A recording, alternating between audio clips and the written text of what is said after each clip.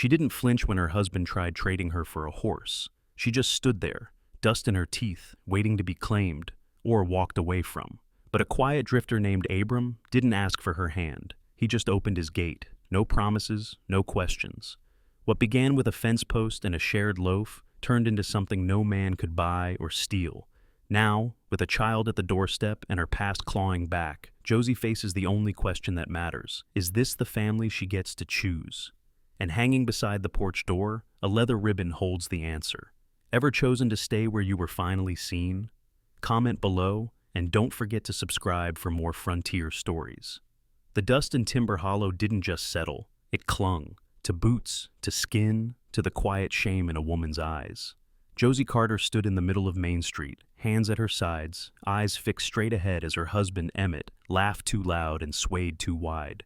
He smelled like sweat and stale whiskey, and he had a fresh welt on his cheek where she'd refused him the night before. Still, he grinned like a showman. She cooks, she sews, and she don't talk much, Emmett slurred, thumb pointed squarely at Josie. You throw in that bay mare in the saddle, and she's yours. The liveryman blinked, uncertain if he'd heard right. He looked at Josie, then back at Emmett. You're joking, right? Does it look like I'm laughing? Emmett barked. Josie didn't move. Her dress was sun-bleached and patched, her boots worn through at the toes, but she held herself like something carved. Not soft, not broken, just waiting for the wind to decide whether she'd fall or stand. A few men chuckled from the saloon steps. One whistled low. Another muttered, "Ain't right, even for Emmett." And that's when he stepped forward. Abram Ward, lean as a fence rail, skin browned by sun, hat pulled low over deep-set eyes. No one knew much about him, just that he drifted through seasons like a coyote, always working, never staying. He didn't speak. He walked straight up to Emmett and looked him over, slow and cold, like measuring whether the man was worth the dust he stood in. "You got a problem, mister?" Emmett drawled, puffing his chest. Abram didn't answer, just reached back and, crack, sent Emmett sprawling into the dirt with a single punch. Gasps broke the silence. Emmett groaned, rolled over, and spat blood onto the road. No one helped him up. Abram turned to Josie. His voice was low, steady. "I ain't offering nothing but a way out. No promises, just a saddle and a trail." Josie blinked once, then again, and for the first time in years, she made a choice. She stepped past Emmett, lifted her skirt, and walked toward Abram's horse. The reins were warm in her hand. The saddle cracked with use, but was sound. She mounted without a word. Behind her, Emmett shouted, "She's my wife!" Abram turned back once, slow as thunder rolling in. "She was your prisoner," he said. "Now she's free." They rode out without a backward glance. No one stopped them. The road out of Timber Hollow curved slow and wide, lined with cottonwoods shedding early leaves. Josie didn't speak. Neither did Abram. The silence wasn't uncomfortable, just honest. He didn't look at her, didn't ask her name, didn't explain where they were headed. After a mile or so, she finally spoke. "Why'd you do it?" He kept his eyes on the trail. "'Cause I seen a fence built wrong, and I don't ride past busted fences." She didn't understand what that meant, not then, but she let the quiet settle again. By nightfall, they reached a rise above a narrow valley. A cabin stood at the edge of a clearing, half built, roof not finished, smokehouse half dug, but it stood. He pointed. "Ain't much, but it's clean," Josie nodded. He unsaddled the horse, handed her a tin cup of well water, then disappeared behind the barn with a shovel. She drank slow, and when he returned, he handed her a blanket. "You can sleep inside. I'll take the floor by the stove. I don't need ain't about need," he said. "It's about choice." Josie didn't cry, not that night, but when she lay down on the straw mattress and stared up at the ceiling beams, one broken thought echoed in her chest. He didn't want anything in return. She closed her eyes, not to sleep, but to remember what stillness felt like. Josie woke to the sharp scent of pine and the pop of a morning fire. She didn't move right away. The straw mattress beneath her hips was thin but dry. The blanket tucked over her was warm, and for the first time in years, her ribs didn't ache from sleeping wrong to avoid a man's reach. A pot clinked on the stove. Outside, an axe struck wood in steady rhythm. She sat up slow, brushing hair from her face. Her boots were by the door, cleaned and set straight. A tin cup of water waited on the stool beside her, condensation beading along its rim. No flowers, no questions, just space. By the time she stepped out, the sun had risen above the ridge. Abram was by the woodpile, sleeves rolled to the elbow, chopping with calm precision. He didn't look up. "There's oats in the pot. Water from the well," he said. "Help yourself." Josie nodded. She didn't thank him, not because she wasn't grateful, but because he didn't offer kindness like a favor. He just did what needed doing. That morning, they worked side by side without a single word about yesterday. He handed her a second shovel and pointed toward the smokehouse pit. She dug, quiet and focused, matching his pace.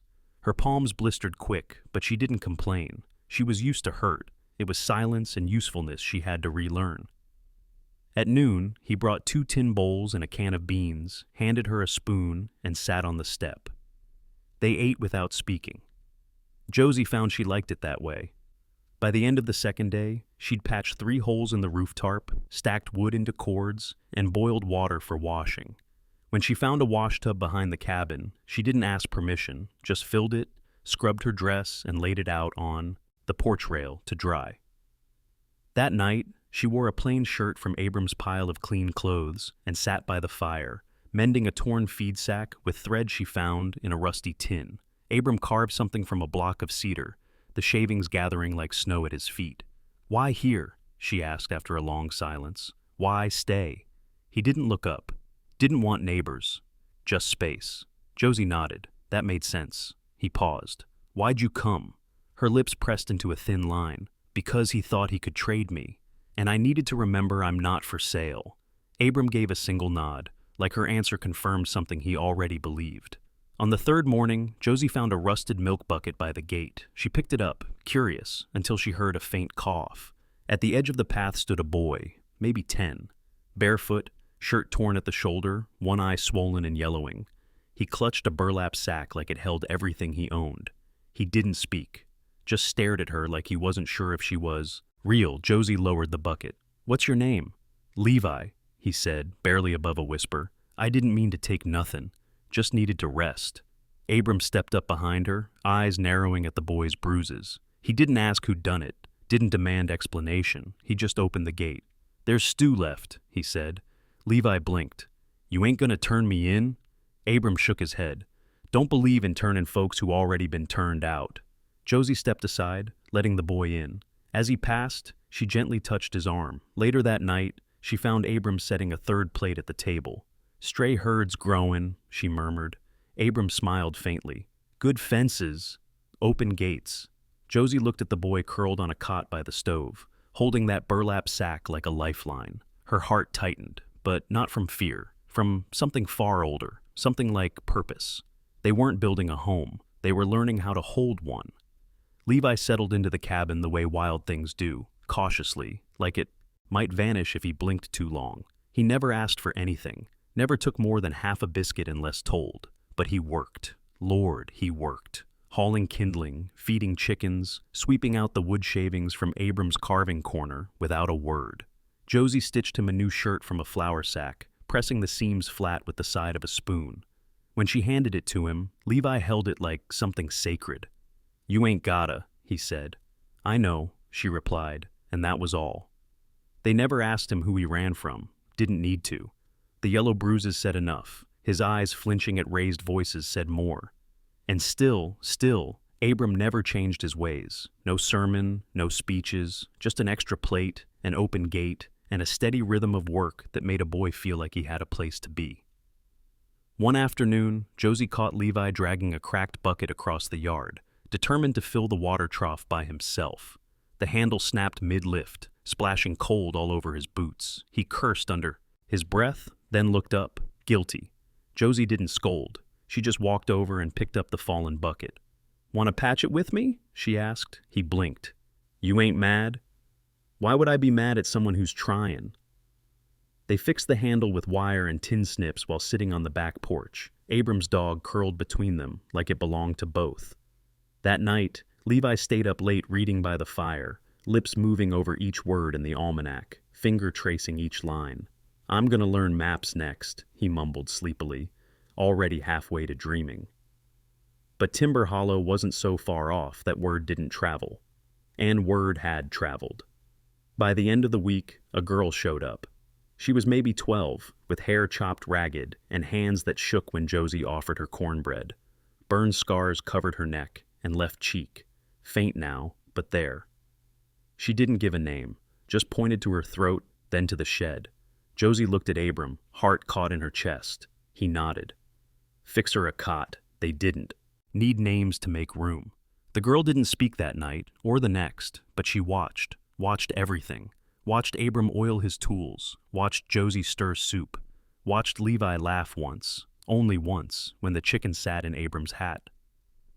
By the third morning, she placed a rock on the stove, smooth, polished, the size of a peach pit. Josie understood. It was a thank you. The cabin was beginning to feel like something stitched, not clean, not polished, but strong and chosen. That evening, Josie leaned against the porch rail beside Abram, arms crossed. You notice how none of 'em asked to stay? She murmured. Don't have to, he said. They just do. Doesn't feel like charity. 'Cause it ain't. She looked out over the field, where Levi was pulling weeds with quiet focus, and the girl, still silent, was lining up rocks along the edge of the garden. Feels like something else, Josie whispered.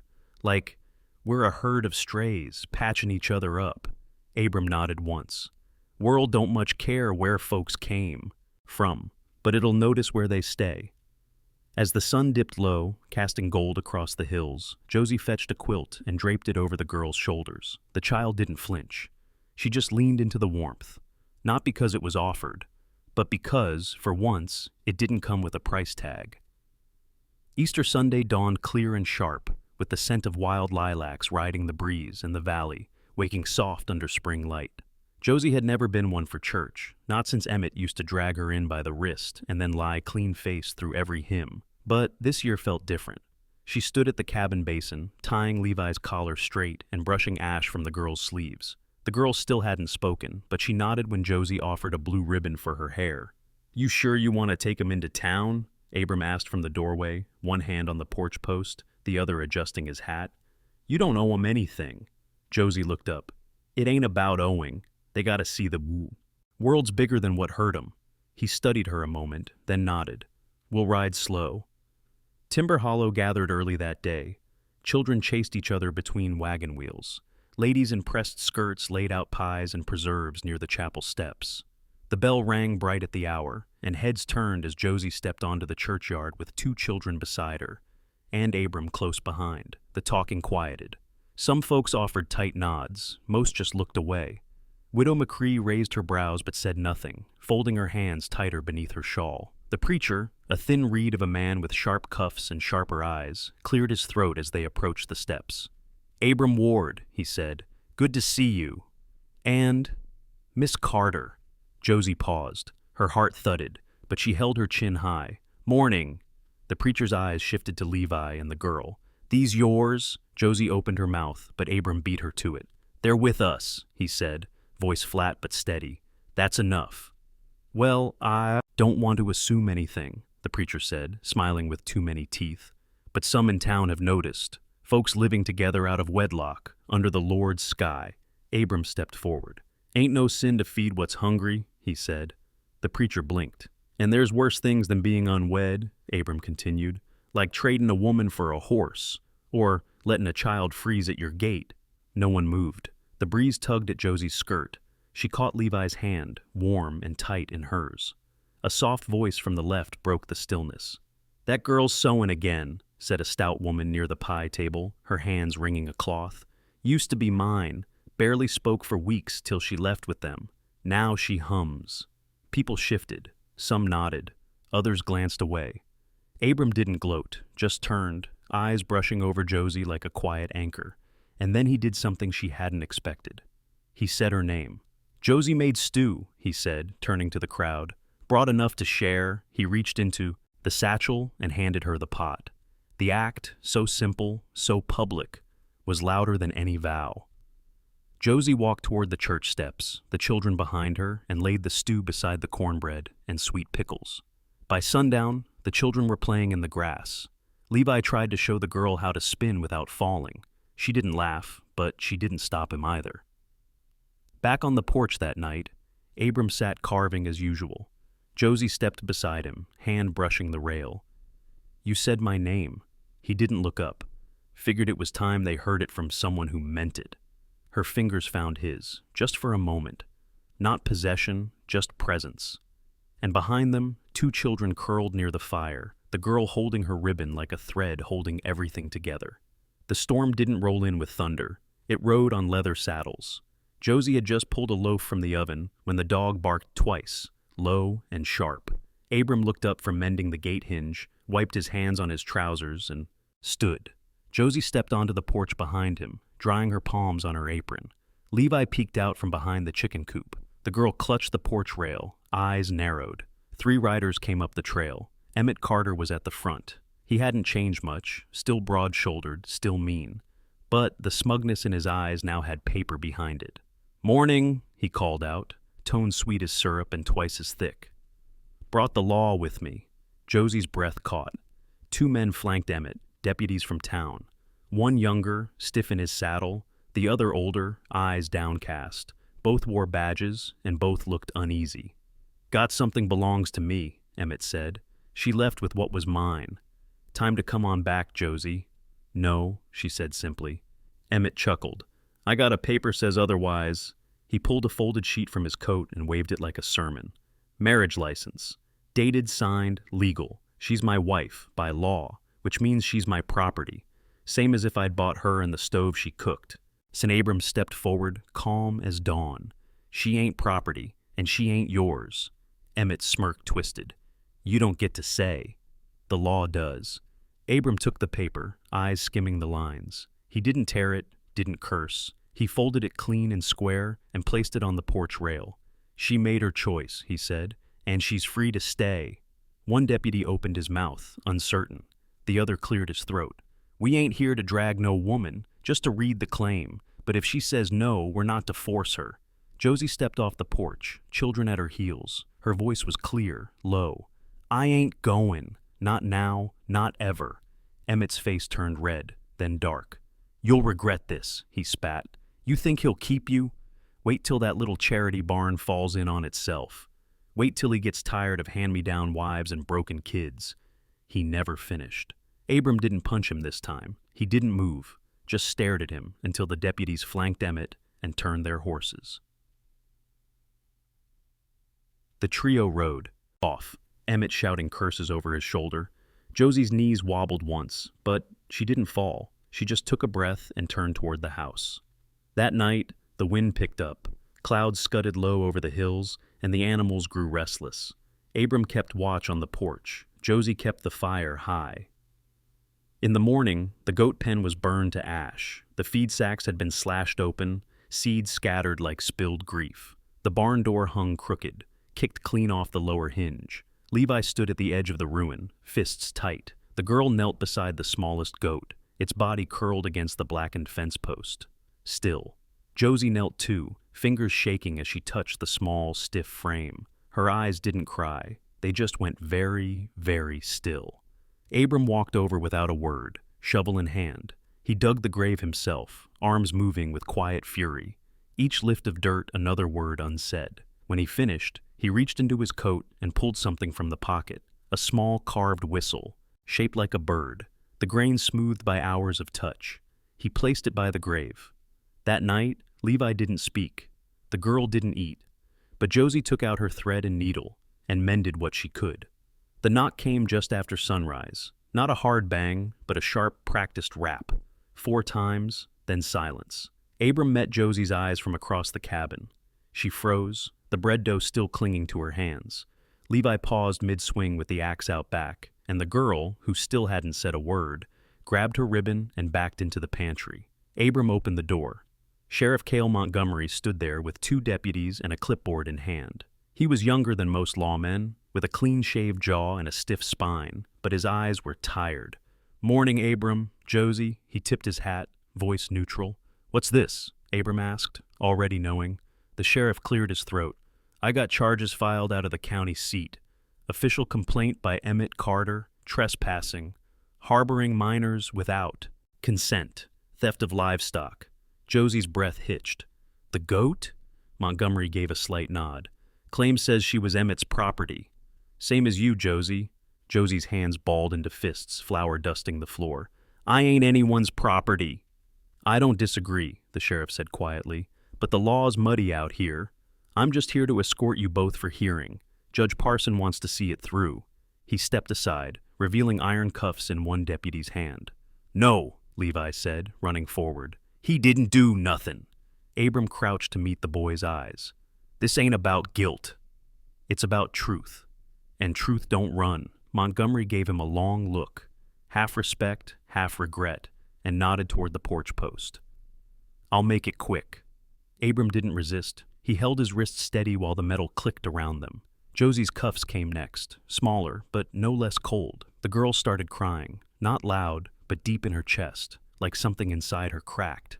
Josie turned just enough to press her, forehead to the child's, and whispered, You stay here. Keep the fire going. I'll come back. The cabin shrank behind them as they rode toward town, townsfolk peeking through curtains, some stepping out to watch. Abram didn't bow his head. Josie didn't cry. They sat upright in the wagon, backs straight as fence posts. At the jail, Montgomery handed over the arrest record. The cell door shut with a hollow clang. Abram sat on the cot, Josie on the bench across the room. Dust filtered in through the high window. An hour passed, then 2. Near midday, the door creaked open. A thin figure stepped in, Eunice McCree, widow of the general store's founder. She was small and wiry, with silver hair braided back so tight it looked like steel wire. She carried a basket of biscuits and a bundle of worn cloth. Figured the kids might be hungry, she said, handing the basket through the bars. And cold. Josie stood. Thank you. Eunice didn't blink. You fed mine once, before she came home. Guess that makes us even. She turned to go, then paused at the door. You ever look in that store ledger? She asked. Near the back. Under community trade, might find something useful. And with that, she left. Josie sat again, silent for a beat. Abram raised a brow. Ledger? I helped her last year, Josie said slowly. Cleaned and cooked after her husband passed. I never asked for pay. She kept track. Josie exhaled hard. She kept track. From his cot, Abram leaned back against the wall. World don't always see kindness, but sometimes it writes it down anyway. Outside, the bell over the general store rang. Inside the cell, the biscuits still steamed. And as Josie cradled them in her lap, she began to form a plan. Not out of fear, but out of earned resolve. The hearing was moved to the schoolhouse, since the courthouse roof was still leaking, and the church didn't want trouble.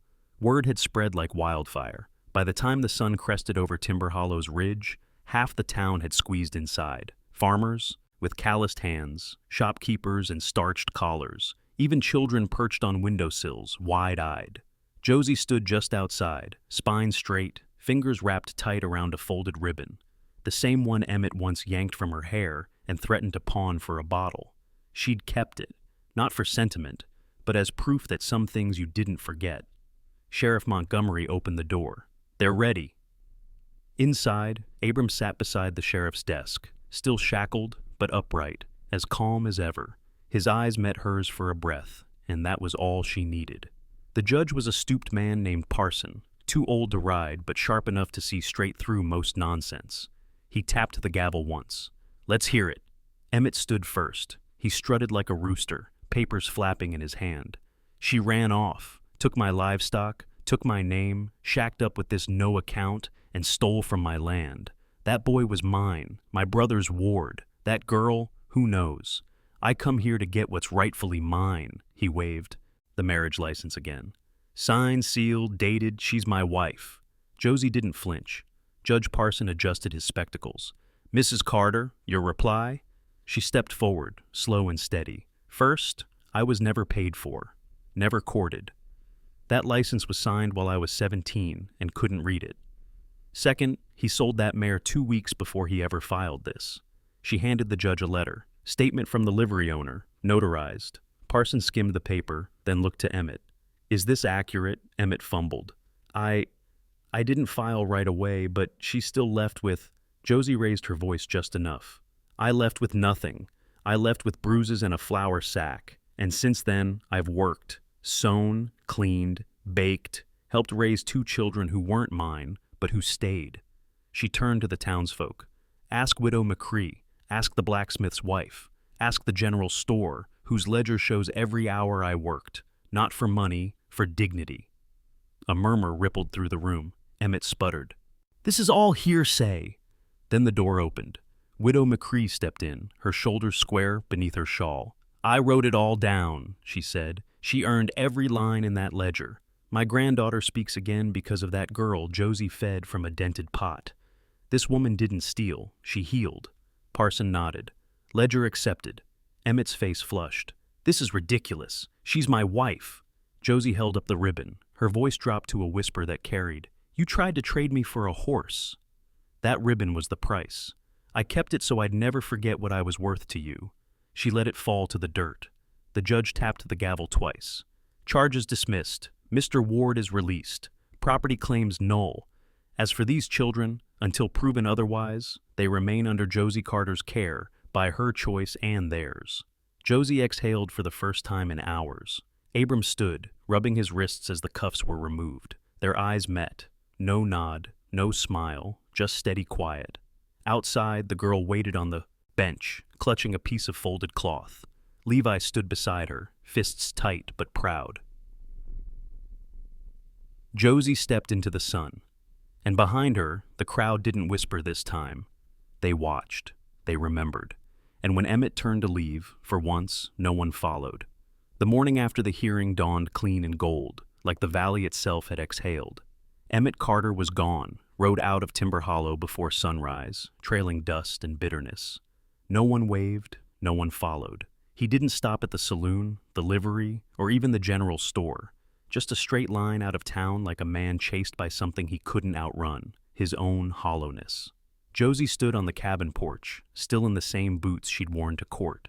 Her ribbon, the one Emmett once tried to trade her for, had stayed where she dropped it, now mashed flat in the schoolhouse yard. She never looked back for it. Inside, the children had finally slept easy. Abram was already up, hammering a new hinge onto the barn door. His movements were quiet, measured, like someone setting things right without needing thanks. Josie stepped out with 2 mugs of chicory brew and handed him one. They didn't say much. They didn't need to. "I'm gonna fix the porch rail," he said after a while, "so it don't creak when the wind blows." Josie smiled gently. "Wouldn't hurt." Around mid-morning, someone knocked, not loud, but firm. Levi opened the door and blinked. On the step stood the blacksmith's wife, holding a small tin of strawberry preserves. "Made too much," she said. Behind her came Mrs. Winchell from the dry goods store, handing over a bolt of muslin. "You're good with thread. Figured you'd find a use."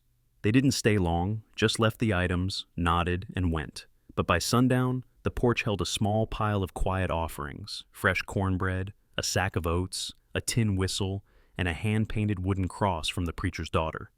Nobody said sorry. They didn't need to. That night, Josie tucked the girl in with a patched quilt from Widow. McCree and braided her hair back with fresh string. Levi sat by the fire, carving something with his pocket knife. Abram came in last, smelling of sawdust and sweat, and placed a new chair next to the old one on the porch. "I thought maybe," he said, rubbing his neck, "in case someone else wants to sit with me sometimes." Josie stepped outside, looked at the second chair, then at him. "You built that today?" He nodded. "Been meaning to." She sat, not beside him, just close enough that their arms didn't need to touch to feel understood. "Thank you," she said, "not for saving me, for never asking me to be anything but free." He looked out toward the ridge, where the trees swayed like breath in the wind. "You stayed," he said. "That's more than most." They sat like that a long time, in the hush between wind gusts, until the stars blinked on and the goats settled for the night. Just before they went in, a lantern bobbed down the trail. A wagon pulled up with a woman Abram didn't know, thin, pale, wearing borrowed boots. Driving it was the midwife from 3 Cedars. "She's my niece," the woman said, "hurt, scared. I remembered what you told the preacher about feeding what's hungry." Josie didn't hesitate. She stepped forward and reached out her hand. "She can sleep inside. We've got room." The girl didn't speak, but she clutched Josie's hand like a knot in a rope. Abram watched it happen, the invitation, the unspoken pact, and felt something shift. Not charity, not obligation, just choice. That night, as the fire burned low and another quilt was laid out on the floor, Josie whispered to Abram, "Do you think this'll hold?" He looked around, at the patched roof, the kids breathing steady, the pile of empty mugs drying by the hearth. "Maybe not forever," he said, "but long enough to matter." The first frost came early that year. Ice clung to the eaves in delicate lace, and the fields behind Abram's cabin turned stiff and silver in the morning light. But inside, warmth pulsed through every beam, and floorboard, stitched not with wealth, but with routine, laughter, and the shared weight of being needed. Josie stirred the morning stew, humming an old tune her mother used to sing while sewing. Levi crouched on the rug, squinting at a map Abram had drawn by hand, rivers marked in blue chalk, little X's where wild berries grew. The girl, shy but steady now, practiced threading a needle without poking her thumb. Abram stepped in from the cold, with an armful of firewood and snow in his beard. "Storm's comin' tonight," he said, setting the bundle down. "But the goats are penned. Roof's tight. We'll be fine." Josie looked up. "You trust what we've built?" He nodded once. "It's holdin'. Better than most." Later that afternoon, he walked the fence alone, boots crunching over frozen earth, his coat patched from 3 different lives. He stopped by the west post, where the land dipped low and wind howled hardest. There, tucked beneath a cedar, was a small stack of stones. Levi had started building them last week. One for every person who had stayed a night, 14 so far. Josie said it helped the children understand that kindness had a history and a shape. Back at the porch, she'd tied something to the nail beside the door, a strip of weathered leather, sun-darkened and frayed. "What's that for?" he asked. Josie stood up from the rocking chair, brushing her hands clean on her apron. "You remember that ribbon?" she asked, voice soft. "The one Emmett tried to trade me for?" Abram's jaw twitched. "I remember. I threw it down that day, left it in the dirt, thought maybe I'd stopped needing symbols." She turned to the leather now tied neat against the post. "But then I thought, maybe it's not the ribbon that matters. Maybe it's where you choose to hang it." He said nothing, but his gaze held steady on hers. A quiet acknowledgement, not gratitude, not romance, just truth, shared without needing to be defined. That night, while the wind clawed at the shutters, Josie read by lamplight with the girl curled at her side. Levi drifted to sleep under a quilt sewn from 7 different shirts. And Abram, once a drifter with no ties but his belt and boots, sat whittling by the hearth. He carved small shapes, birds, fence posts, tiny chairs, and dropped them one by one into a wooden box near the fire. His hands moved without thought now. This was his rhythm. He glanced over at Josie. "You ever think about setting it proper?" he asked. "The 4 of us?" "The deed, I mean." Josie looked up, brows lifted. "You want to write this down?" Abram shrugged. "Doesn't need paper, just figured if something ever happened to me, you wouldn't have to prove what's already true." She folded her book slowly. "You think I need a deed to this place?" she asked. He shook his head. "No, ma'am," she smiled. "Then maybe let's build a better coop tomorrow. That's all the claim I need." He let out a breath, something between a chuckle and a sigh of relief. The fire crackled, the kettle hissed, and outside, snow began to fall in soft, slanted sheets. Morning brought silence, pure, heavy, perfect. The kind of quiet that holds more than absence. It holds peace. The children rushed out to catch flakes on their tongues. Josie followed, laughing, pulling her shawl close. Abram stood at the porch's edge, watching them tumble through the snow like they'd never known fear. And beside the door, the leather ribbon fluttered in the wind, not as a mark of ownership, but of belonging. "She was never mine," Abram murmured to himself, watching Josie chase Levi with a snowball in her fist. "She just chose to stay." And for the first time in a long while, that was more than enough.